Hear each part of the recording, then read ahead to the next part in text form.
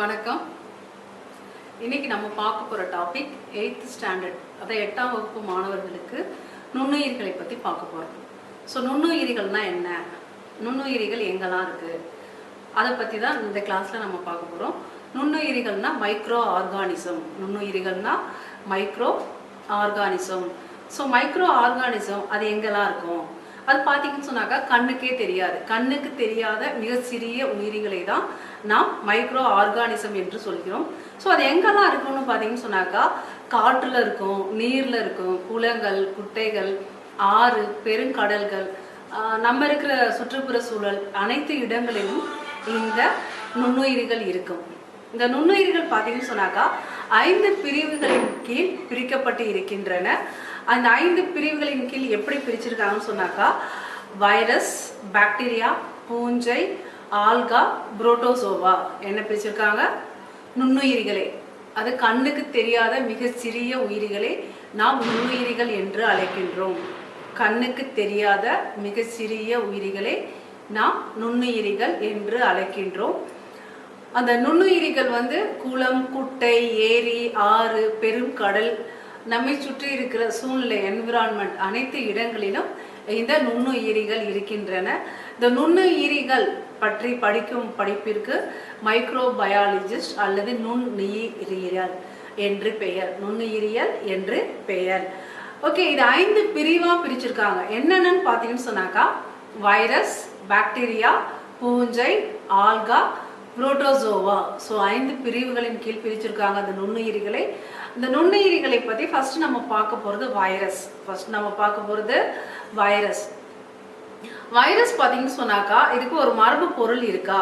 மரபு பொருள்னா genetic material. மரபு பொருள்னாக்கா ஜெனட்டிக் மெட்டீரியல். ஸோ அந்த ஜெனட்டிக் மெட்டீரியல் இருக்கா பார்த்தீங்கன்னு சொன்னாக்கா அந்த ஜெனட்டிக் மெட்டீரியல் எதனால் ஆனது, புரதத்தால் ஆனது. வைரஸ்ல உள்ள மரபு பொருள், மரபு பொருள்னா ஜெனட்டிக் மெட்டீரியல் எதனால் ஆனதுன்னு பார்த்தீங்கன்னா புரதத்தால் ஆனது. இது பார்த்தீங்கன்னு சொன்னா வைரஸ் என்ற வார்த்தை எதிலிருந்து உருவானதுன்னு பார்த்தீங்கன்னு சொன்னாக்கா இது ஒரு லத்தீன் மொழி சொல். இது ஒரு லத்தீன் மொழி சொல். இந்த லத்தீன் மொழியில அது வைரஸ்னா என்ன அர்த்தம் தமிழ்லன்னு பார்த்தீங்கன்னா விஷம், பாய்சன்னு பேரு. வைரஸ்னா என்னது, விஷம் அல்லது பாய்சன் ஆனு பேரு. இது ஒரு ஒட்டுண்ணிக்குள்ளதான் உயிரோட வாழும் தன்மையுடையது. ஒரு ஒட்டுண்ணிக்குள் தான். ஒட்டுண்ணின்னு சொன்னாக்கா தாவரமா இருக்கலாம், விலங்கா இருக்கலாம், இல்ல மனிதர் கூட இருக்கலாம். ஸோ இதுக்குள்ள வாழும் தன்மையுடையது தான் வைரஸ்னு சொல்றாங்க. இந்த வைரஸ் பற்றி படிக்கிறது வைராலஜி. வைரஸ் பற்றி படிக்கும் படிப்பிற்கு வைராலஜின்னு பேரு. இது எவ்வளவு அதோட சைஸ் பார்த்தீங்கன்னு சொன்னாக்கா எவ்வளவு இருக்கும் பார்த்தீங்கன்னு சொன்னா அந்த வைரஸ்கள் பாக்டீரியாவோட அதாவது 10,000 மடங்கு ஸ்மால் சைஸ், சிறியவையா இருக்கும். பாக்டீரியாவோட எப்படி இருக்கும், 10,000 மடங்கு ஸ்மால் சைஸ் அல்லது சிறியவையா இருக்கும். இது என்னென்ன வடிவங்கள் இருக்கும் பார்த்தீங்கன்னு சொன்னா கோல் வடிவம், கோள வடிவம், அப்புறம் நிறைய வடிவங்கள், பிற வடிவங்கள்ல கூட இருக்கு சொல்றாங்க. அந்த வைரஸ்களின் அமைப்பு பார்த்தீங்கன்னா அதோட ஸ்ட்ரக்சர், வைரஸோட ஸ்ட்ரக்சர் இதுல பார்த்தீங்கன்னா டிஎன்ஏ அல்லது ஆர்என்ஏ இருக்கும். இந்த வைரஸ்ல என்ன இருக்கும், டிஎன்ஏ அல்லது ஆர்என்ஏ இருக்கும்.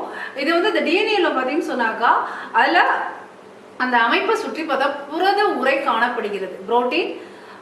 புரோட்டீன் செல்வால் அதுக்குள்ள காணப்படும். இதுல அது மட்டும் இல்ல புரதங்கள், கொழுப்பு மற்றும் கார்போஹைட்ரேட் எல்லாமே இருக்கு. அந்த வைரஸோட ஸ்ட்ரக்சர்ல என்னென்ன இருக்கு, புரோட்டீன் இருக்கு, கார்போஹைட்ரேட் இருக்கு, லிப்பிட்ஸ். ஸோ இது எல்லாமே இருக்கும். அது பார்த்தீங்கன்னு சொன்னா ஓம்புயிரி செல்கள். ஓம்புயிரி செல்கள்னாக்கா தாவரமா இருக்கும். அது வாழ்கின்ற உயிரி தான் ஓம்புயிரி அல்லது ஒட்டுண்ணி அப்படின்னு சொல்லுவோம். அது என்னெல்லாம் இருக்குன்னு பார்த்தீங்கன்னா தாவரங்கள், விலங்குகள், மனிதர்கள். இது பலவித நோய்களை உண்டு பண்ணுகின்றன. வைரஸின் பண்புகள்னு பார்த்தீங்கன்னு சொன்னாக்கா இது உயிருள்ள பண்பு, உயிரற்ற பண்பு இரண்டுமே காணப்படுகிறது. உயிருள்ள பண்புனா என்னன்னு சொன்னாக்கா அந்த வைரஸ் ஒரு மனிதனுக்குள்ளேயோ அல்ல விலங்குக்குள்ளேயோ அல்லது ஒரு தாவரத்திற்குள்ளேயோ போகும் பொழுது தன்னுடைய இனத்தை பல ஆயிரக்கணக்கில் பெருக்கிக் கொள்ளும் தன்மை உடையது. பல்லாயிரக்கணக்கில் பெருக்கிக் கொள்ளும் தன்மை உடையது. உயிரற்ற பண்புன்னு பார்த்தீங்கன்னு சொன்னாக்கா இது உயிரற்ற சூழலில் வடிவமற்ற அதாவது செயலற்ற நிலையில் வாழும் தன்மை உடையது. இதை படிகமா மாற்றி நீண்ட நாட்களுக்கு இதை நம்ம வச்சுக்கலாம் அந்த வைரஸ். ஓகே, நம்ம ஒரு ஜஸ்ட் வைரஸ் மட்டும் ரீகால் பார்க்கலாம். வைரஸ் பார்த்தீங்கன்னு சொன்னாக்கா வைரஸ் மிக சிறிய கண்ணுக்கு தெரியாத ஒரு உயிரி. இதில் பார்த்தீங்கன்னு சொன்னால் புரதத்தால் ஆன ஒரு பொருள் ஜெனட்டிக் மெட்டீரியல் காணப்படுகிறது. இது லத்தீன் மொழியில் அதை நஞ்சுன்னு சொல்லுவாங்க. லத்தீன் மொழியில் வைரஸ்னாக்கா தமிழ்ல வந்து நம்ம வந்து நஞ்சுன்னு சொல்லுவோம். இது வந்து ஒரு ஒட்டுண்ணின்னு சொல்றாங்க. என்னன்னு சொன்னாங்க, தாவரம் அல்லது விலங்கு அல்லது மனிதனுக்குள் வாழும் தன்மையுடையதுன்னு சொல்றாங்க. இது பத்தி படிக்கிற படிப்புக்கு பேரு வைராலஜின்னு பேரு. இது பாக்டீரியா விட 10,000 மடங்கு ஸ்மால் சைஸ், சிறிய வகை.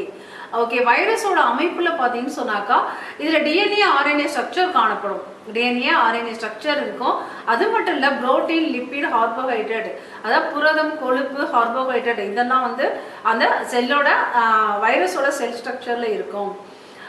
இது வந்து பாத்தீங்கன்னு சொன்னா பிளான்ட்ஸ், அனிமல்ஸ், அப்புறம் ஹியூமன் பீயிங் மனிதன் இவனுக்குள்ள நிறைய வந்து நோய்களை, பலவிதமான நோய்களை உண்டு பண்ணுகிறது.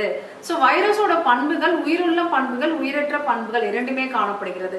இப்போ உயிருள்ள பண்புகள்னு பார்த்தீங்கன்னு சொன்னாக்கா ஒரு ஓம் உயிரிகள், அதாவது ஒட்டுணியாக வாழும் தன்மையுடையது.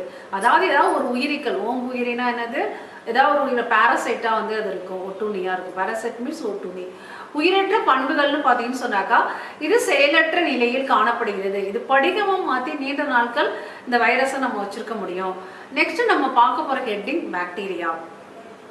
இந்த பாக்டீரியா பார்த்தீங்கன்னு சொன்னா ஒரு செல்லால் ஆன, இது ப்ரோகேரியாட்டிக்னு சொல்லுவாங்க. ஒரு செல்லால் ஆன ப்ரோகேரியாட்டிக்னு சொல்லுவாங்க.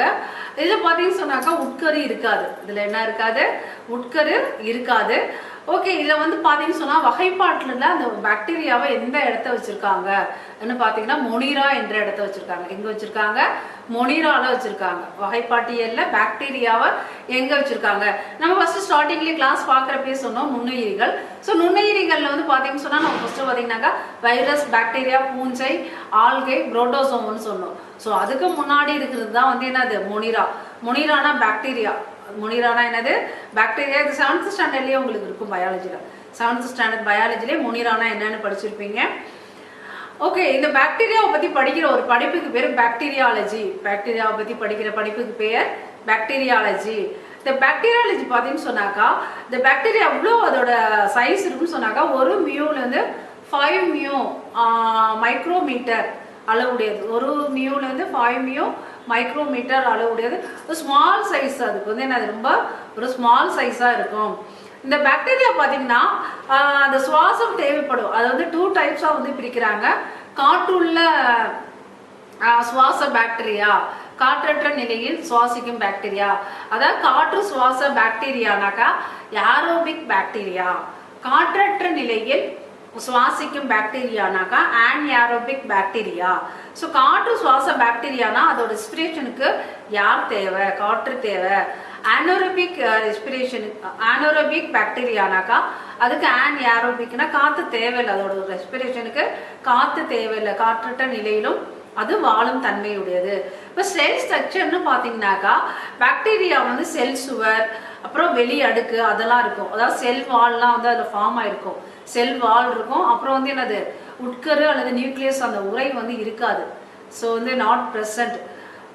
இதில் பார்த்தீங்கன்னா டிஎன்ஏ ப்ரெசன்ட் ஆகிருக்கும். டிஎன்ஏ வந்து உண்டு இருக்கும். அது மட்டும் இல்லை, ரைபோசோமும் இருக்கும். இதோட செல் ஸ்ட்ரக்சர் நம்ம பார்த்துட்டு இருக்கோம். பாக்டீரியாவோட செல் ஸ்ட்ரக்சர் பார்த்துட்டு இருக்கோம். நீங்கள் புக்ஸில் பார்த்தீங்கன்னா தெரியும். ஸோ என்னென்னலாம் பிக்சர் பார்க்குறப்போ அதில் என்னென்னலாம் ப்ரெசென்ட் ஆகிருக்கு பார்த்தீங்கன்னு சொன்னாக்கா பாக்டீரியாவோட செல் ஸ்ட்ரக்சரில் செல் வால், அதாவது செல் சுவர் இருக்கும், ப்ரெசென்ட் ஆகிருக்கும்.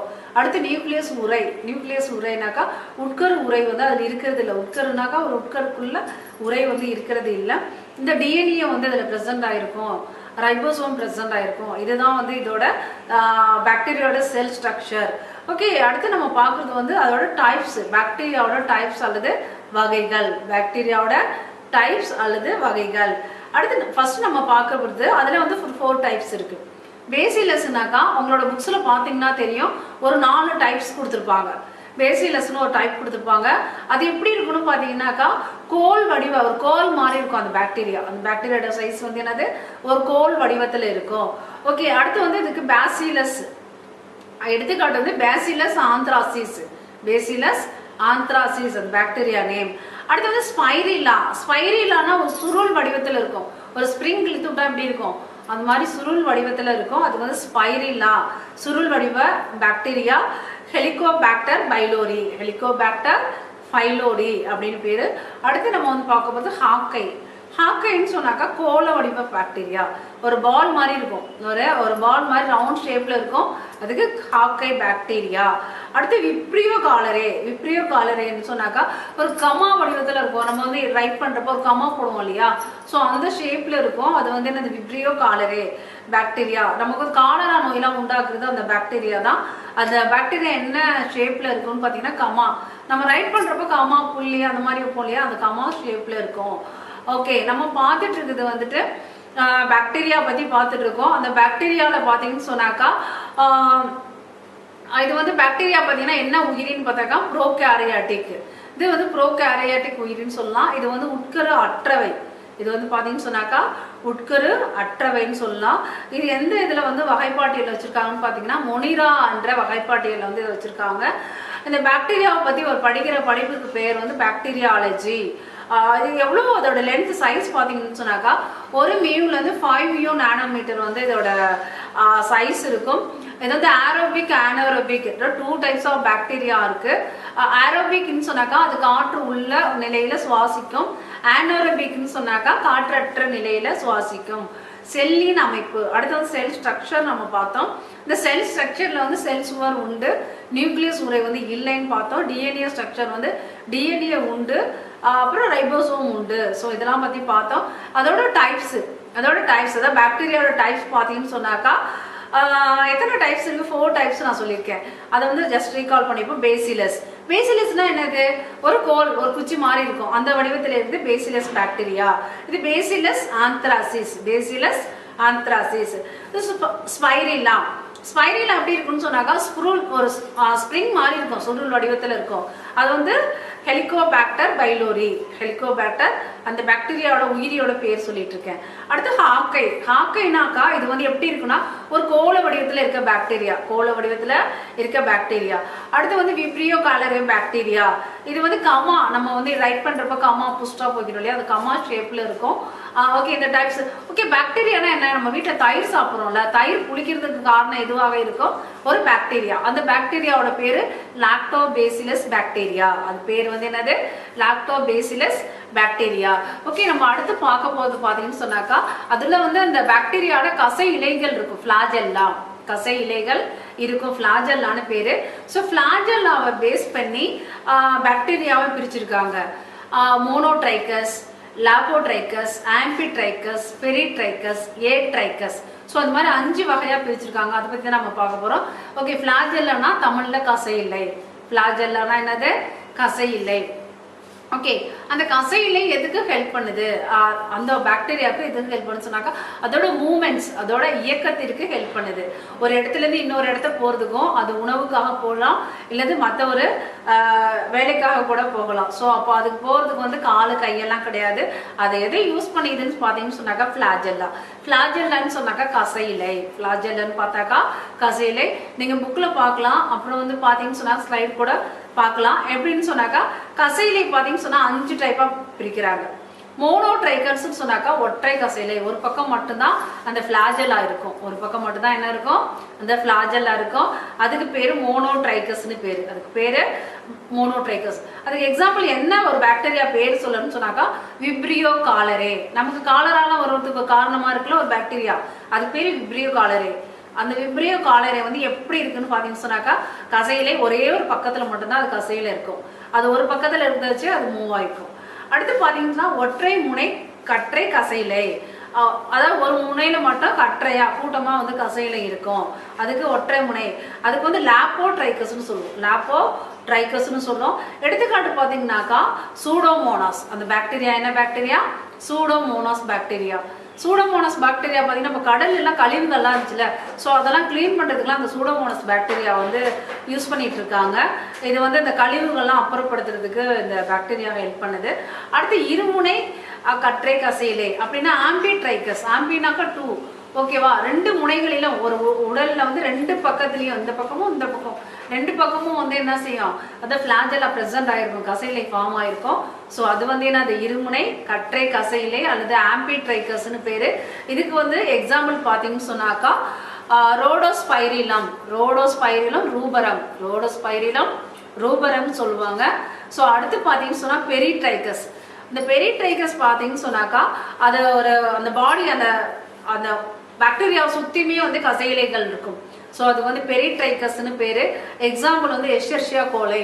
இந்த எஷெர்ஷியா கோலை எங்க இருக்குன்னு பார்த்தீங்கன்னா ஹியூமன் பீயிங் ஸ்டமக், மனிதனோட குடல் பகுதியில் இந்த ஈகோலை, ஏ கோலைன்னு இருக்கும், ஈ கோலைன்னு இருக்கும், அல்லது எஸ்வெர்ஷியா கோலைன்னு இருக்கும். இது எல்லாமே ஒன்று தான். இது எங்கே வாழ்கிறதுன்னு பார்த்தீங்கன்னாக்கா மனிதனின் குடல் பகுதியில் இருக்கிறது. இந்த பாக்டீரியாவில் அதோட உடல் பகுதியை சுற்றி கசையிலைகள் இருக்கும், அந்த ஃபிளாஜெல்லாம் இருக்கும். ஓகேவா? அதனால இது வந்து பெரிட்ரைக்கஸ். அடுத்து நம்ம பார்க்க போகிறது கசையிலை அற்ற பாக்டீரியா. சில பாக்டீரியாவுக்கு பார்த்தீங்கன்னா கசையிலையே இருக்காது. அதுக்கு பார்த்தீங்கன்னா ஏட்ரைக்கஸ்ன்னு சொல்லியிருக்காங்க. கசையிலை இல்லாமல் இருப்பதற்கு ஏட்ரைக்கஸ் பாக்டீரியா. ஓகே, நம்ம வந்து பாக்டீரியாவை பற்றி பார்த்துருக்கோம். பாக்டீரியானா என்னன்னு பார்த்தோம், பாக்டீரியாவோட ஸ்ட்ரக்சர் பார்த்தோம், பாக்டீரியாவோட டைப்ஸ் பார்த்தோம். அதுக்கப்புறம் பாக்டீரியாவில் இருக்கின்ற அந்த ஃபிளாஜெல்லாவோட டைப்ஸ். ஃபிளாஜெல்லானா அது கசையிலை. கசையிலைக்கு ஹெல்ப் பண்ணுது. அந்த பாக்டீரியா ஒரு இடத்துல இருந்து இன்னொரு இடத்துக்கு one place to another place மூவ்மெண்ட்க்கு அது ஹெல்ப் பண்ணுது அந்த ஃபிளாஜெல்லா. ஓகேவா? ஓகே, நெக்ஸ்ட் வந்து பாக்டீரியா பார்த்தீங்கன்னு சொன்னாக்கா இது எப்படிலாம் வந்து உணவை பெறுகிறது, எப்படி உணவே பெறுகிறது. இது வந்து ஒளிச்சேர்க்கை அந்த வழியா வந்து உணவை பெறும். ஸோ ஒளிச்சேர்க்கை பண்ண முடியாது. ஃபார் எக்ஸாம்பிள் நம்மளோட மனிதனோட ஹியூமன் பீயிங் ஸ்டமக்ல இருக்கிற ஈகோலை, எஷெர்ஷியா கோலை, அந்த பாக்டீரியா அது வந்து எப்படி இருக்கும், அதுக்கு வந்து என்ன, அது சன்லைட்ல போய் அது போட்டோசிந்தசிஸ் பண்ண முடியாதுல்ல, சூரிய ஒளியிலேருந்து ஒளிச்சேர்க்கை பண்ணி தனக்கு தேவையான உணவை பெற முடியாது. அந்த டைம்ல என்ன செய்யுதுன்னு சொன்னாக்கா அமோனியா ஹைட்ரஜன் சல்ஃபைடு தானே வந்து அதை உண்டு பண்ணி அதுலேருந்து தனக்கு தேவையான உணவை தயாரித்து கொள்கிறது. இது வந்து ஒரு கூட்டு வாழ்க்கைன்னு சொல்லுவோம், சிம்பயாட்டிக் ரிலேஷன்ஷிப். சிம்பயாட்டிக் ரிலேஷன்ஷிப்னு சொன்னாக்கா கூட்டுயிர் வாழ்க்கை. கூட்டுயிர் வாழ்க்கை எங்க கூட்டுயிர் வாழ்க்கை பண்ணுது? எஷெர்ஷியா கோலை அல்லது ஈ கோலை மனிதனோட அது பெருங்குடலில் வாழ்கிறது, குடல் பகுதியில் வாழ்கிறது. சிம்பயாட்டிக் ரிலேஷன்ஷிப்னா கூட்டுயிர் வாழ்க்கை. ஒரு மனிதனின் உடலுக்குள் வாழ்வதற்கு பேர் தான் வந்து என்னது, சிம்பயாட்டிக் ரிலேஷன்ஷிப்னு சொல்லுவோம், அல்லது கூட்டுயிர் வாழ்க்கைன்னு சொல்லுவோம். என்ன பாக்டீரியா வாழ்கிறது? எஷெர்ஷியா கோலை பாக்டீரியா வாழ்கிறது. ஓகே, அடுத்து நம்ம பார்க்க போற டாபிக் வந்து பூஞ்சை. பூஞ்சைனா உங்க எல்லாருக்குமே தெரியும். பூஞ்சைனா எல்லாருக்குமே தெரியும். ஏன்னா வைரஸும் பாக்டீரியாவும் நீங்க கண்ணில் பார்த்துருக்க முடியாது, தயிரை மட்டும் பார்த்துருக்கலாம். ஓகே, ஆனால் பூஞ்சை வந்து உங்களுக்கு எல்லாருக்குமே தெரியும். ஒரு இட்லி வந்து ஒரு பவுலில் போட்டு வச்சுட்டு ஒரு 5 days ஓப்பன் பண்ணாத இருந்தாக்கா அதில் ஒரு பார்த்தீங்கன்னு சொன்னாக்கா ஒரு நூல் மாதிரி ஒரு ஸ்ட்ரக்சர் வந்திருக்கும். ஸோ அதை வந்து பூஞ்சைன்னு சொல்லலாம். அதை வந்து என்னன்னு சொல்லலாம். ஓகே, இது என்ன வகையான உயிரி? ப்ரோகேரியாட்டியா யூகேரியாட்டிக்னு பார்த்தாக்கா இது ஒரு யூகேரியாட்டிக் வகையை சார்ந்தது. இது என்ன வகை சார்ந்தது? யூகேரியாட்டிக் வகையை சார்ந்தது. இது வந்து ஒளி இருக்கு, சன்லைட் தேவையான கிடையாது. ஏன்னாக்கா நம்ம ஒரு பவுலில் இட்லி போட்டு நம்ம கிச்சனில் வச்சுட்டு ஒரு 5 days போயிட்டோம் மறந்துட்டோம் சொன்னாக்கா அது மேலே வந்து ஒரு மைசீலியா, அந்த சீலியாக்கால் ஃபார்ம் ஆகிருக்கும். ஸோ அதுதான் பூஞ்சைன்னு சொல்கிறாங்க.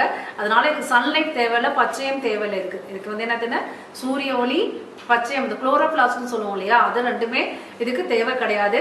பூஞ்சைகளில் பார்த்தீங்கன்னு சொன்னால் ஒரு செல் உயிரி இருக்குது, பல செல் உயிரிகளும் இருக்குது. ஒரு செல் உயிரின்னு பார்த்தீங்கன்னா எடுத்துக்காட்டு ஈஸ்ட். ஈஸ்ட் நீங்கள் நிறைய கேள்விப்பட்டிருப்பீங்க வீடுகளில். அப்புறம் பிரெட்டு, கேக் அங்கே செய்கிற இடங்கள்ல வந்து என்னத்தை பயன்படுத்துகிறாங்க, அங்கே உற்பத்தி செய்யும் அந்த கேக்கெல்லாம் ப்ரிப்பேர் பண்ணுறதுக்கு அந்த மாவை பதப்படுத்துவதற்கு ஈஸ்ட்டை தான் பயன்படுத்துகிறாங்க. ஈஸ்ட் தான் பயன்படுத்துகிறாங்க. அடுத்து பார்த்தீங்கன்னு சொன்னாக்கா பலசெல் உயிரிகளில் வந்து பென்சிலியம், பலசெல் உயிரிகளில் பென்சிலியம். இந்த பென்சிலியம் வந்து அதாவது பூஞ்சை பார்த்தீங்கன்னு சொன்னாக்கா பூஞ்சை வந்து ஒரு யூகேரியாட்டிக் வகையை சார்ந்த உயிரி. அதில் ஒரு செல் உயிரியும் இருக்கு, பல செல் உயிரியும் இருக்கு. உங்களுக்கு ஒரு செல் உயிரின்னு சொன்னா டக்குனு ஞாபகத்துக்கு வருது என்னது? அமீபா. சின்ன வயசுலேருந்தே படிச்சிருப்பீங்க. ஒரு செல் உயிரினா என்னது? அமீபான்னு சொல்லுவோம். இங்கே வந்து ஒரு செல் உயிரில என்ன இருக்கு? ஈஸ்ட் சொல்றாங்க. ஒரு செல் உயிரில ஈஸ்ட் சொல்றாங்க. பல செல் உயிரில என்ன சொல்றாங்க? பென்சிலியம் சொல்றாங்க. பல செல் உயிரில என்ன சொல்றாங்க? பென்சிலியம் சொல்றாங்க. ஓகே, இந்த பூஞ்சையை பத்தி படிக்கிற ஒரு பிரிவு இருக்குல்ல, அதுக்கு பேர் வந்து மைக்காலஜி. பூஞ்சையை பத்தி படிக்கிற ஒரு படிப்புக்கு பேர் வந்து என்ன சொல்லியிருக்காங்கனாக்கா மைக்காலஜின்னு சொல்லியிருக்காங்க. பூஞ்சைகள் எவ்வளோ சிற்றினங்கள் இருக்கும், அதோட வகைகள் பார்த்தீங்கன்னு சொன்னாக்கா 70,000 வகை சிற்றினங்கள் உள்ளன. எவ்வளோ வகை சிற்றினங்கள் இருக்கிறது? 70,000 வகை சிற்றினங்கள் இருக்கு. நம்ம இதுல வந்து இப்போ பூஞ்சையில வந்து ஈஸ்ட், பென்சிலியம் ரெண்டு சொன்னோம். ஆனால் நம்ம ஒன்று தான் பார்க்க போறோம். பென்சிலியம் வந்து நெக்ஸ்ட் கிளாஸ்ல நம்ம பார்க்க போறோம். ஈஸ்ட்டை பத்தி தான் மட்டும் அதோட ஸ்ட்ரக்சர் மட்டும் தான் பார்க்க போறோம். ஸோ ஈஸ்ட் பார்த்தீங்கன்னு சொன்னாக்கா இது வந்து ஒரு வளிமண்டலத்துல தன்னிச்சையா காணப்படுற ஒரு உயிரின்னு சொல்லலாம். ஈஸ்ட்ல வந்து என்ன சர்க்கரை இருக்கு. ஈஸ்ட்ல வந்து என்னது? சர்க்கரை இருக்கு. அந்த சர்க்கரை வந்து அந்த பொருளை வந்து எப்படி வளர்க்கலாம், அந்த ஈஸ்ட் எப்படி கல்ச்சர் பண்ணலாம், கல்ச்சர் மீடியான்னு சொல்லுவோம், அதாவது வளர்ப்பு ஊடகம், அங்கே வச்சு கூட இதை கல்ச்சர் பண்ணலாம், வளர்க்கலாம். அது மட்டும் இல்லை, இதோட ஸ்ட்ரக்சர் எப்படி இருக்குன்னா ஓவல் ஷேப், அதாவது ஒரு முட்டை வடிவத்தில் இருக்கும். நீங்கள் புக்கில் பார்த்தா தெரியும், முட்டை வடிவத்தில் இருக்கும். இதில் பார்த்தீங்கன்னாக்கா சைமேஸ்னு ஒரு நொதி சுரைக்கிறது. என்ன நொதி? சைமேஸ். அந்த நொதி சுரக்கிறதுனால தான் இது மற்ற பொருட்களை புளிக்க வைப்பதற்கு உதவி செய்கிறது.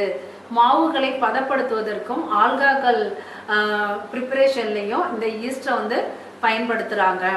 ஓகே, நம்ம பார்த்துட்டு இருக்க டாபிக் வந்து இப்போ பூஞ்சையை பற்றி பேசிகிட்டு இருக்கோம். பூஞ்சை வந்து ஒரு யூகாரியட்டிக் அனிமல். இதில் பார்த்தீங்கன்னு சொன்னாக்கா இதில் பச்சையம் வந்து இதில் இல்லை. இது வந்து இதில் ஒரு செல் உயிரி இருக்குது, பல செல் உயிரியும் இருக்குது. ஒரு செல் உயிரி எடுத்துக்காட்டு ஈஸ்ட்டு, பல செல் உயிரி எடுத்துக்காட்டு பென்சிலியம். ஓகே, இதோட படிப்பு, இதை பற்றி படிக்கிற படிப்புக்கு பேர் மைக்காலஜின்னு பேர். இதில் வந்து எவ்வளோ வகை சிற்றினங்கள் இருக்குனாக்கா 70,000 வகை சிற்றினங்கள் இருக்கின்றன. இந்த பூஞ்சை பார்த்தீங்கன்னு சொன்னாக்கா நம்மளோட அட்மாஸ்பியர்னா வளிமண்டலத்தில் அது காணப்படுது. இதில் ஈஸ்டில் வந்து சர்க்கரை என்ற பொருட்கள்லாம் காணப்படுகிறது. இதை வளர்ப்பு ஊடகம் அல்லது கல்ச்சர் மீடியாவில் வச்சு லேப்லேயே நம்ம கல்ச்சர் பண்ணிக்க முடியும். இதில் சைமேஸ்னு ஒரு நொதி சுரைக்கிறது. அந்த நொதி வந்து நொதித்தலுக்கு ஹெல்ப் பண்ணுது. அந்த நொதி எதுக்கு ஹெல்ப் பண்ணுது? ஆல்கஹால்லாம் ப்ரிப்பரேஷன் அங்கெல்லாம் ஹெல்ப் பண்ணுது. அப்புறம் இந்த கேக்கு, அந்த பிரெட்டு, அந்த மாதிரி கேக்குகள் செய்யும் தொழிற்சாலைகளில் பயன்படுகிறது. அடுத்து நம்ம பார்க்க போகிற டாபிக் ஆல்கா. ஆல்கானா என்ன? பாசி. ஆல்கானா என்ன? பாசி. நம்ம எல்லாருக்குமே தெரிஞ்ச விஷயம். கண்ணால் இந்த ஆல்காவை நம்மளால பார்க்க முடியும். எல்லாருமே நம்ம என்ன செஞ்சுருக்கோம்? ஆல்காக்களை பார்த்துருக்கோம். சரிங்களா? இது வந்து அந்த ஆல்கா வந்து பார்த்தீங்கன்னு சொன்னாக்கா இது என்ன அனிமல்? ப்ரோகேரியாட்டிக்கா யூகேரியாட்டிக்கா அப்படின்னு பார்த்தாக்கா இது ஒரு யூகேரியாட்டிக் உயிரின்னு சொல்லலாம். இது எங்கெல்லாம் இருக்கு அப்படின்னு பார்த்தீங்கன்னு சொன்னாக்கா ஈரப்பதமான இடங்களில் வாழ்கிறது. நம்ம வீட்டிலலாம் குளிக்கிறோம்ல, பாத்ரூம் இல்லை வேற எங்கேயாவது தோட்டம், தண்ணி ஓடிட்டு இருக்க இடம், அங்கெல்லாம் பார்த்தீங்கன்னா தண்ணி ஓடுற இடத்துல அப்புறம் ப்ளஸ் சன்லைட் ரெண்டுமே இருந்தாக்கா அந்த இடம் ஈரப்பதமும் சன்லைட் இருந்தாக்கா அந்த ஆல்கா தானாக வந்துடும். இந்த ஆல்கை வந்து என்னது? தானாகவே வந்துடும். சரிங்களா? நம்மளோட தோட்டங்கள் அந்த ஈரப்பதமாக இருக்கிற இடம் ப்ளஸ் கொஞ்சம் சன்லைட் கிடைக்கும். ஸோ அந்த மாதிரி இடம், நீரோடைகள், இங்கெல்லாம் பார்த்தீங்கன்னா இந்த ஆல்கா, பாசி இதெல்லாம் இருக்கிறதுக்கு வாய்ப்புகள் இருக்குது. ஓகே, இந்த இது வந்து ஒரு யூகாரியாட்டிக் உயிரின்னு சொல்லுவோம். இது எங்கெல்லாம் இருக்குது? ஏரிகள், குளங்கள், நீரோடைகள், ஸோ அங்கெல்லாம் இருக்குது அப்படின்னு சொல்கிறாங்க. இதில் வந்து பார்த்தீங்கன்னு சொன்னாக்கா இன்னொரு பேருக்கு நீர் புட்கள், புல்லு மாதிரி ஒரு இருக்கும் பச்சை கலரில், அதனால நீரில் வாழ்கின்ற புட்கள் கூட சொல்லலாம். இது எப்படி தனக்கு தேவையான உணவை தயாரித்துக் கொள்கிறது அப்படின்னு பார்த்தீங்கன்னாக்கா பசுங்கணிகங்கள் வழியாக தயாரித்துக் கொள்கின்றன. பசுங்கணிகள்னா என்னன்னு சொன்னால் குளோரோபிளாஸ்ட். பசுங்கணிகள்னா என்னது? குளோரோபிளாஸ்ட். ஸோ இந்த ஆல்காவை பற்றி படிக்கிற படிப்புக்கு பேர் வந்து ஆல்காலஜி அல்லது பைக்காலஜி. ஆல்காவை பற்றி படிக்கிற படிப்புக்கு பேர் என்னது? ஆல்காலஜி அல்லது பைக்காலஜி. ஸோ ஆல்காக்கு அதோட அளவு பார்த்தீங்கன்னாக்கா 1 மைக்ரான் மியூலேருந்து 50 மைக்ரான், அதாவது மியூ வரைக்கும் அதோட சைஸ் இருக்கும். இது வந்து பார்த்தீங்கன்னு சொன்னாக்கா எக்ஸாம்பிள் ஒன்று சொல்லியிருக்காங்க. இதில் இதையும் ஒரு செல் உயிரிகள் இருக்குது, பல செல் உயிரிகள் இருக்குது. ஒரு செல் உயிரிகளுக்கு எக்ஸாம்பிள் வந்து கிளாமிடோமோனஸ், பல செல் உயிரிகளுக்கு எக்ஸாம்பிள் சர்க்காசம். இதுலேயும் வந்து ஒரு செல் உயிரிகள் ஆல்கா பார்த்துருக்கோம். ஆல்கானா பாசி. இதில் ஒரு செல் உயிரிகள். ஓகே, ஒரு செல் நம்ம வந்து ஆல்கா பாசி இதை பற்றி பார்த்துட்டு இருக்கோம். இதில் பார்த்தீங்கன்னு சொன்னாக்கா இந்த ஆல்காவில் பார்த்தீங்கன்னு சொன்னாக்கா இது வந்து ஒரு செல் உயிரி இருக்குது, பல செல் உயிரி இருக்குது. ஒரு செல் உயிரின்னு பார்த்தீங்கன்னா கிளாமிடோமோனஸ், பல செல் உயிரின்னு சொன்னாக்கா சர்க்காசம் அதை சொல்லுவாங்க. கிளாமிடோமோனஸ் அதோட செல் ஸ்ட்ரக்சர் பார்த்தீங்கன்னு சொன்னாக்கா இது என்ன செல் ஸ்ட்ரக்சர் எப்படி இருக்கும் பார்த்தீங்கன்னு சொன்னாக்கா இது ஒரு ஓவல் ஷேப்பில் இருக்கும். ஓவல் ஷேப்பில் இருக்கும், ஒரு கோல் வடிவத்திலே இருக்கும். அப்புறம் வந்து பேரிகான்னு சொல்லுவாங்க, பைரிடம், அந்த ஷேப்லேயும் இருக்கும். இதில் பார்த்தீங்கன்னு சொன்னாக்கா இதோட அந்த கிளாமிடோமோனஸ் எப்படி இருக்கும், அதுக்குள்ளே என்னென்ன மெட்டீரியல்ஸ் பொருள்கள்லாம் இருக்கும்னு பார்த்தீங்கன்னு சொன்னாக்கா அதில் ஃப்ளாஜெல்லா, 2 வந்து கசையிலைகள் இருக்கும், 2 ஃப்ளாஜெல்லா. அதை தன்னோட மூமெண்ட்ஸ்க்காக அந்த ஃப்ளாஜெல்லாவை வச்சிட்ருக்கு. அடுத்து பார்த்தீங்கன்னா அதுக்குள்ளே சைட்டோபிளாஸ் இருக்குது, மைட்டோகாண்ட்ரியா, பசுங்கணிக்கம், உட்கரு, கோல்கை உறுப்புகள், அப்புறம் ஸ்டார்ச் துகள்கள், இது எல்லாமே வந்து அதை கிளாமிடோமோட ஸ்ட்ரக்சருக்குள்ளே ஃபார்ம் ஆகிருக்கும், ப்ரெசண்ட் ஆகிருக்கும் அப்படின்னு சொல்லுவாங்க. இந்த கிளாமிடோமோனஸ் என்றது ஒரு ஆல்கா, ஒரு பாசி அப்படின்னு சொல்லுவாங்க. சரிங்களா?